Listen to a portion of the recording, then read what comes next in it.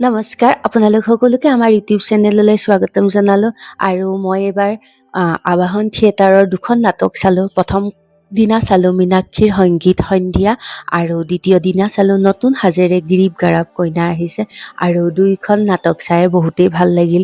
ইয়াত সকলোৱে জানে আমাৰ অসমীয়া বোলছবিৰ অভিনেত্ৰী প্ৰস্তুতি পৰাশৰ আছে, আৰু তেওঁৰ দুৰ্দান্ত অভিনয় চাই খুবেই মোহিত হ'লোঁ। আপোনালোককো সেই আৱাহন থিয়েটাৰে কিছু চিন আৰু পৰিৱেশ শ্বেয়াৰ কৰিছোঁ। ব'লকচোন তেতিয়াহ'লে ভিডিঅ'টো উপভোগ কৰোঁ।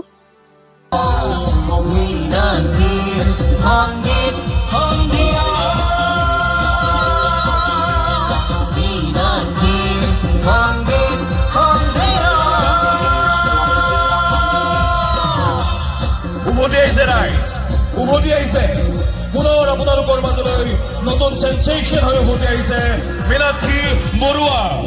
মীনাক্ষীৰ কণ্ঠৰ যাদুত আহি যাওক বিহুতলিলৈ, য'ত বিশাল আয়োজন মীনাক্ষীৰ সংগীত সন্ধিয়া। ভ্ৰাম্যমাণ থিয়েটাৰ জগতত আৱাহন থিয়েটাৰে এক বিশেষ স্থান অধিকাৰ কৰি আহিছে। এইখনেই অসমৰ জনমানসত বিপুল জনপ্ৰিয়তা লাভ কৰিবলৈ সক্ষম হৈছে। জনপ্ৰিয়তাৰ আঁৰত মূল অভিনেত্ৰী প্ৰস্তুতি পৰাশৰ। প্ৰস্তুতি পৰাশৰে প্ৰতি বছৰে নানা ধৰণৰ কাৰিকৰী কৌশল ব্যৱস্থা কৰিছে, যিটো পৰিৱৰ্তিত সমাজে তথা আধুনিক সমাজে গভীৰভাৱে আঁকোৱালি লোৱা দেখা গৈছে।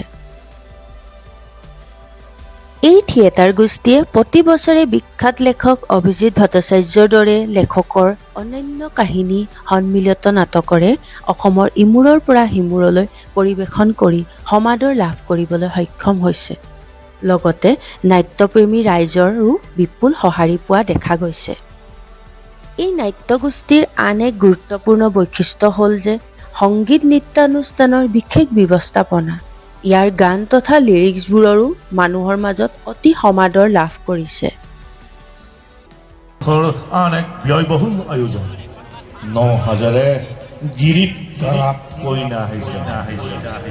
আমি পুনৰ উভতি যাওঁ মীনাক্ষীৰ সংগীত।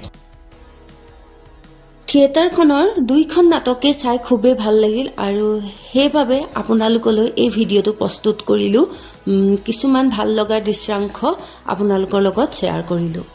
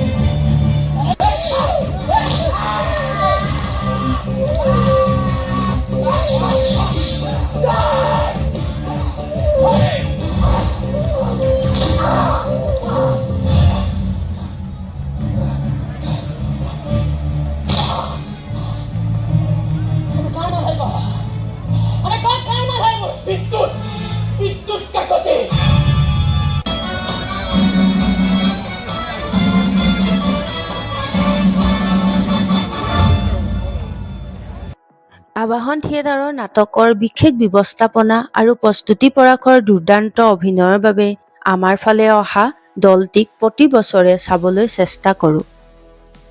আশা কৰিছোঁ আপোনালোকেও মোৰ এই ভিডিঅ'টো চাই ভাল পালে।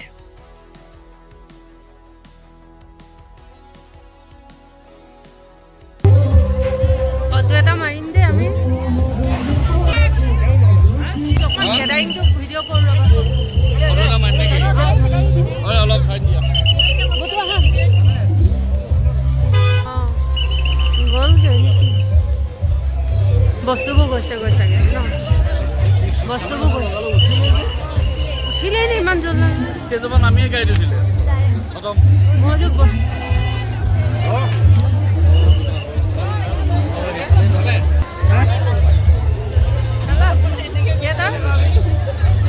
আন্ধা আন্ধা চালা এইফালে ইয়াৰ ৰৈ দিয়া।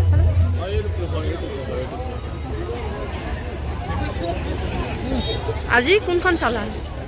আজি কোনখন নাট চালা? থেংক ইউ ভিডিঅ'টো চাই ভাল পালে লাইক কৰিব আৰু লগতে চেনেলটো ছাবস্ক্ৰাইব কৰিব থেংক ইউ